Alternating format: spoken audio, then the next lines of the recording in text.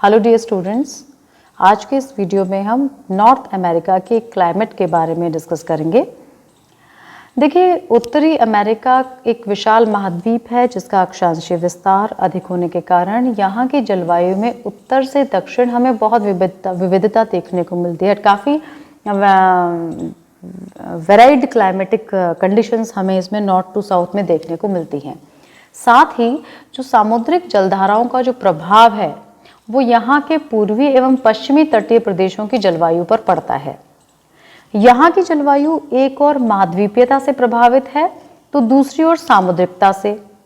इसके अलावा पश्चिमी क्षेत्रों में रॉकी पर्वत और पूर्वी क्षेत्र में अपलेशियन पर्वत श्रेणियों का यहाँ की जलवायु पर पर्याप्त प्रभाव पड़ता है। ध्रुवीय क्षेत्रों से आने वाली ठंडी हवाओं का प्रभाव भी यहाँ की जलवायु पर हमें प्रत्यक्ष रूप से देखने को मिलता है। अब जब हम नॉर्थ अमेरिका की टेम्परेचर और एयर फ्लो के बारे में अगर हम बात करें तो देखिए, जनवरी और जुलाई में काफ़ी वेरिएशंस हमें यहाँ पर देखने को मिलते हैं। जनवरी में महाद्वीप का संपूर्ण भाग यानी कनाडा, संयुक्त राज्य का उत्तरी भाग, अलास्का आदि क्षेत्रों में तापमान 0 डिग्री सेल्सियस से यहाँ पर कम रहता है। कनाडा में यह तापमान -10 डिग्री सेंटीग्रेड और उत्तरी कनाडा में -30 डिग्री सेंटीग्रेड रहता है, जबकि महाद्वीप के दक्षिणी भाग में तापमान 10 डिग्री से 20 डिग्री सेंटीग्रेड होता है। संयुक्त राज्य का लगभग 3/4 क्षेत्र 10 डिग्री सेंटीग्रेड से अधिक तापमान रखता है। जनवरी में ध्रुवीय महाद्वीपीय हवाएं उत्तरी कनाडा से उद्भूत होती हैं।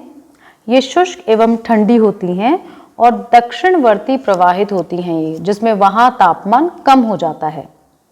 इनका प्रवाह पूर्ववर्ती भी होता है।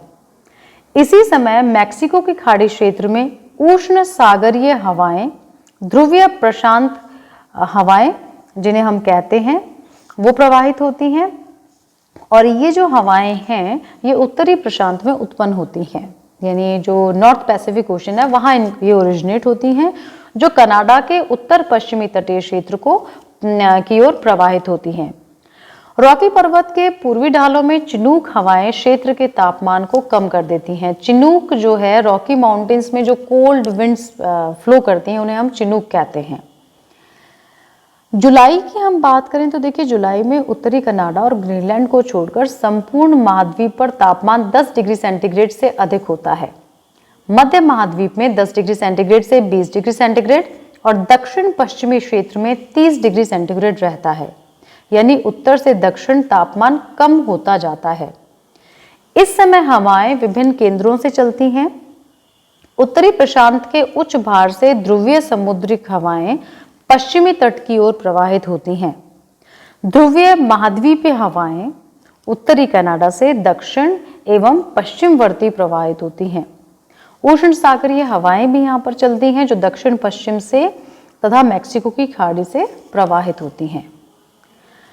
उत्तरी अमेरिका की वर्षा को यदि हम देखें तो देखिए, उत्तरी अमेरिका की वार्षिक वर्षा के वितरण में हमें बहुत प्रादेशिक विभिन्नता देखने को मिलेगी। पछुआ हवाओं से पश्चिम के तटीय भागों में पर्वतीय वर्षा प्रशांत महासागर के तटीय भागों में होती है, जबकि उत्तर पूर्वी व्यापारिक हवाओं से मध्य अमेरिकी उच्च भागों तथा पश्चिमी द्वीप समूह में भारी वर्षा हमें देखने को मिलती है। ग्रीष्मकाल में आंतरिक एवं दक्षिण पूर्वी क्षेत्रों में कभी कभी तूफानी हवाओं से वर्षा होती है, जबकि कैलिफोर्निया जो भूमध्य सागरीय जलवायु रखता है वहां शीतकाल में वर्षा होती है। उत्तरी अमेरिका के पूर्वी तथा दक्षिण पूर्वी भाग में सर्वाधिक वर्षा हमें देखने को मिलती है।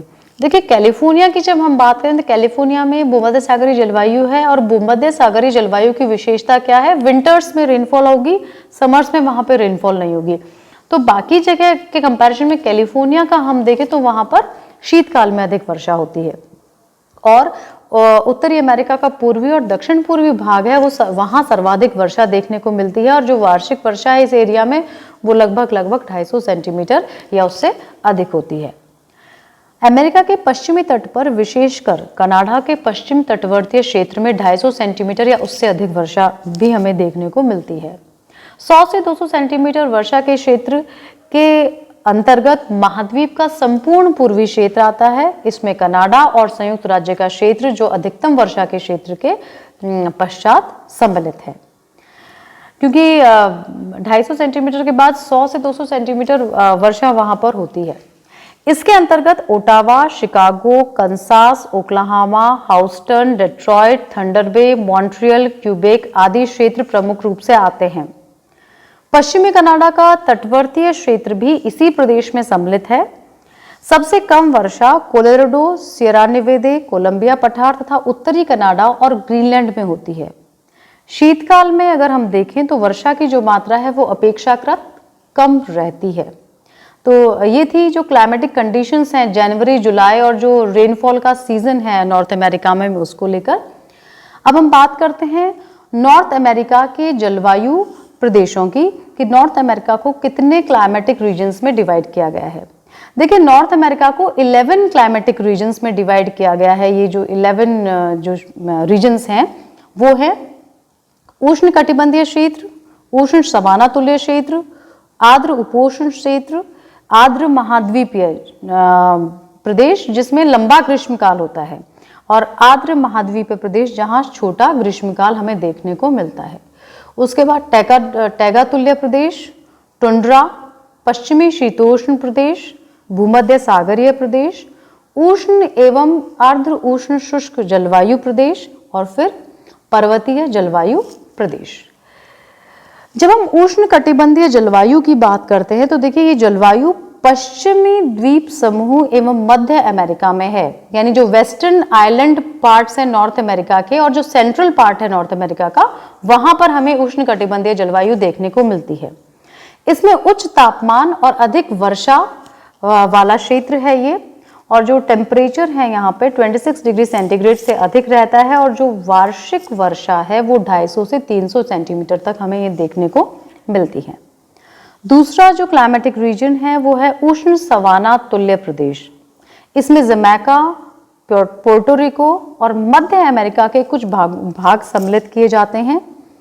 इसमें 3 से 4 माह का शुष्ककाल होता है तथा जो वार्षिक वर्षा है वो 100 से 150 सेंटीमीटर के आसपास होती है। तीसरा जो जलवायु प्रदेश है वो है उष्ण आर्द्र जलवायु प्रदेश। देखिए, ये संयुक्त राज्य के दक्षिण पूर्वी भाग में है। ये क्षेत्र उष्ण सामुद्रिक हवाओं के प्रभाव में है। यहाँ गर्मियों के समय में तापमान 26 डिग्री सेंटीग्रेड के आसपास रहता है एवरेज टेम्परेचर। कभी कभार हाईएस्ट जो टेम्परेचर साइड है समर्स में इसकी वो है 38 डिग्री सेंटीग्रेड। शीतकाल में तापमान 7 डिग्री से 13 डिग्री सेंटीग्रेड तक रहता है, और जो वार्षिक वर्षा है इस क्षेत्र में वो 150 से 200 सेंटीमीटर तक है। चौथा जो जलवायु भाग है वो है आर्द्र महाद्वीपीय जलवायु प्रदेश। देखिए, इस आर्द्र महाद्वीपीय जलवायु प्रदेश में जो गर्मियों का समय है वो लंबा है, यानी ग्रीष्मकाल जो है वो लंबा होता है। जैसे जैसे उत्तर की ओर हम जाते हैं वैसे वैसे नमी कम होती जाती है तथा इसमें महाद्वीपीयता आती जाती है। ये क्षेत्र 30 से 45 डिग्री उत्तरी अक्षांशों के मध्य है। इसमें ग्रीष्मकाल लंबा होता है और 3 माह पर्याप्त रूप से बहुत गर्म होते हैं, जब तापमान 21 डिग्री सेंटीग्रेड से अधिक हो जाता है। लेकिन शीतकाल में तापमान 0 तक पहुंच जाता है, यानी बिल्कुल 0 डिग्री और माइनस तक पहुंच जाता है, और शीतकाल में यहाँ पर चक्रवाती तूफान भी आते हैं। पांचवा प्रदेश है आर्द्र महाद्वीपीय जलवायु प्रदेश, जिसमें छोटा ग्रीष्मकाल होता है। देखिए, पूर्व से ये उत्तर में है। ये क्षेत्र अटलांटिक प्रांतों से न्यू इंग्लैंड तक विस्तृत है। यह क्षेत्र तथा झील क्षेत्र इसके अंतर्गत इसमें आते हैं, और जो ग्रेट लेक रीजन है वो भी इस क्षेत्र में आता है। यहाँ पर सर्दियाँ बहुत ठंडी होती हैं क्योंकि ध्रुवीय हवाओं से तापमान कम हो जाता है जो 0 तक हो जाता है। ग्रीष्मकाल छोटा होता है और जो तापमान है 10 से 20 डिग्री सेंटीग्रेड के आसपास रहता है। वही जो वर्षा है, एवरेज रेनफॉल है, वो 50 से 100 सेंटीमीटर तक रहती है। छठा जो जलवायु प्रदेश है नॉर्थ अमेरिका का वो है टैगा प्रदेश, या फिर हम इसे उप आर्कटिक प्रदेश भी कह सकते हैं। ये उत्तरी अक्षांश में स्थित है और यहाँ जो औसत तापमान है वो 6 से 8 माह शून्य से नीचा रहता है और काफ़ी जो समर्स हैं बहुत छोटी होती हैं यहाँ पर। और ये जो यहाँ पर प्रशांत महासागर क्षेत्र से हवाएं आती रहती हैं और जो वर्षा है वो भी इन प्रशांत महासागर से आने वाली हवाओं से संबंधित है और वार्षिक वर्षा का जो औसत है वो 25 सेंटीमीटर के आसपास रहता है। 7वां जो जलवायु प्रदेश है वो है टुंड्रा जलवायु प्रदेश। ये महाद्वीप के बहुत उत्तरी क्षेत्र में स्थित है। वर्ष के अधिकांश हिस्से में ये हिमाच्छादित रहता है और जो टेम्परेचर है वो शून्य से नीचे रहता है। गर्मियां यहाँ केवल नाम मात्र की होती है, मैक्सिमम यहाँ पर विंटर सीजन होता है। 8वां जो प्रदेश है वो है पश्चिमी शीतोष्ण जलवायु प्रदेश। ये प्रशांत महासागरीय पश्चिमी तट पर 40 डिग्री उत्तर से 60 डिग्री उत्तरी अक्षांश के मध्य स्थित है। यहाँ ग्रीष्मकाल ठंडा और नम और शीतकाल जो है वो शुष्क होता है। जुलाई में यहाँ का तापमान 19 डिग्री सेंटीग्रेड रहता है और जनवरी के जो तापमान है वो यहाँ पर बिल्कुल 0 डिग्री सेल्सियस के आसपास रहता है।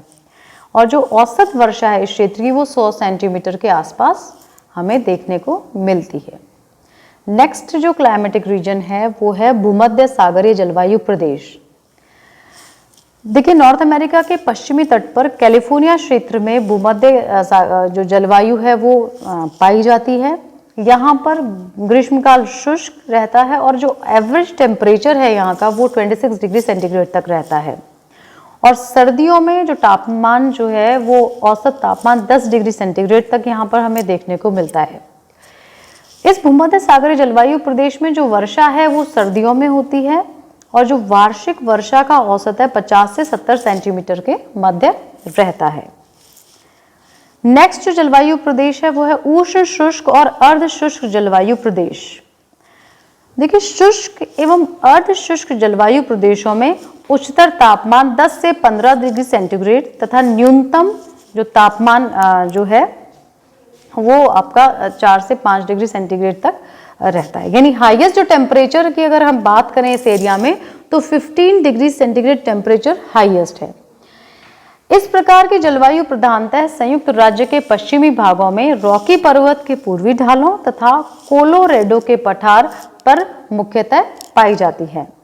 यहाँ जो वार्षिक वर्षा का औसत है 25 सेंटीमीटर के आसपास है। 11वां जो जलवायु प्रदेश है वो है पर्वतीय जलवायु प्रदेश। देखिए, यहाँ पर नॉर्थ अमेरिका में रॉकी और सेरा नेवाडा के जो पोर्शंस हैं, पर्वत और पठार हैं, ये पूरे उच्च भागों वाले एरियाज हैं और यहाँ पर ये पर्वतीय प्रकार की जलवायु पाई जाती है। और जैसे जैसे ऊंचाई इन क्षेत्रों में बढ़ती है उस ऊंचाई के साथ साथ जो है तापमान काफ़ी कम होता जाता है। इस जलवायु प्रदेश की यही विशेषता है। तो ये थे पूरी जो क्लाइमेटिक कंडीशंस नॉर्थ अमेरिका की और जो किस प्रकार के क्लाइमेटिक रीजन्स विशेष रूप से नॉर्थ अमेरिका में पाए जाते हैं।